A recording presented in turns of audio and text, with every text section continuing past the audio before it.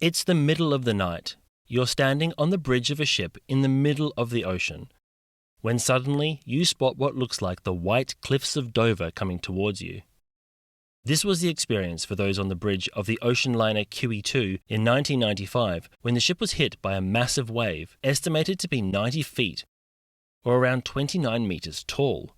That's a lot of water, and QE2 isn't the only ship to have battled such intense waves. I'm maritime history author and lecturer Chris Frame, and thanks for joining me. Rogue wave is a term used to describe a wave which is at least 2 times higher than the waves around it. So it's not just a big wave, it's got to be considerably bigger than the waves around it to be considered rogue. There have been multiple instances of ships being hit by rogue waves over the decades. But did you know that the definition and recording of rogue waves only began in a coordinated official capacity in 1995? Prior to this, there was no specific classification for these massive waves. By their very nature, rogue waves are unpredictable. They can come from directions other than what would be expected by the prevailing wind and waves, or they can be caused by storms and by swells passing through each other. The good news is, rogue waves break out at sea, and generally don't last for very long, perhaps a few minutes, so you are unlikely to see one on your next cruise. But if a ship happens to be in its path when a wave is formed, well, then things can get dangerous. Even though the exact definition of a rogue wave has only existed for the last few decades, giant and unexpected waves have long been described by sailors. Though for many years these stories were thought to be just that, stories. These days, scientists have a better understanding of the existence of these waves, and some of these historic reports are now believed to have been caused by rogue waves. For example, in 1942, whilst undertaking trooping duties, RMS Queen Mary was hit by a wave estimated to be around 75 feet or 22.8 meters tall. Some reports even put this wave as high as 30 meters or 98 feet. During the encounter, Queen Mary took on a 52-degree list, but did manage to right itself and was able to sail back to the harbour. With an estimated 16,000 people on board at the time, this could have been a very different story. Yes, 16,000 people. If you want to find out why Queen Mary was so overladen, check out my video about the Cunard Queens at War. Other historic examples of ships being struck by enormous waves include the Norddeutsche Lloyd liner Kronprinz Wilhelm, which was struck head-on by a huge wave on its maiden voyage in 1901. This video is brought to you by me and my new book, The Evolution of the Passenger Ship. In The Evolution of the Passenger Ship, we've brought years of research together to create a book that takes you on a journey from the earliest sailing ships right the way through to the modern behemoths that we see today.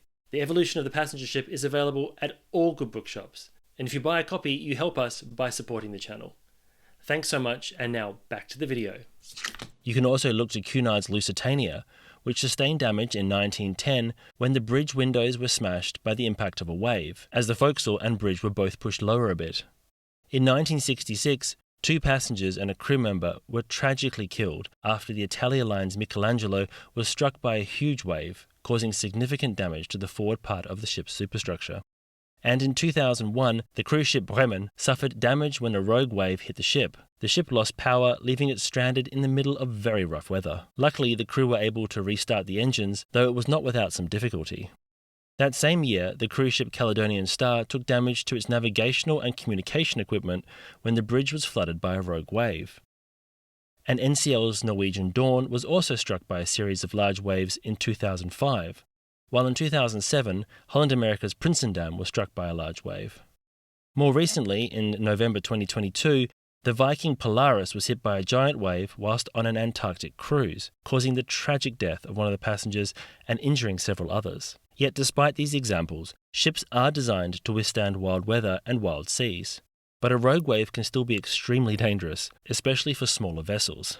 If a wave cannot be avoided, then the officers will try and turn the ship's bow into the wave rather than allowing the wave to hit the ship side on, which would be considerably more dangerous, as we saw with the RMS Queen Mary. In the case of QE2 in 1995, this is exactly what they did. The ship was turned into the wave, which was described by Commodore Ron Warwick as looking like the white cliffs of Dover coming towards them. The QE2 dipped down into the trough before the wave crashed over the bow, with the water level reaching over the bridge windows, and the wave took the forward whistle mast away with it. Despite the height of the water, the ship fared very well in the encounter.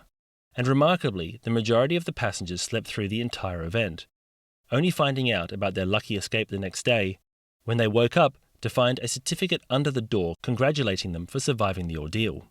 Though rogue waves can come from anywhere, there are certain areas where they are more common. These days, cruise ships avoid travelling through these more notorious areas in an attempt to keep the passage smooth for passengers. Now, before you go cancelling your cruise, rest assured that the relatively low number of incidents of rogue waves mean that the likelihood of encountering one on your next cruise is very low.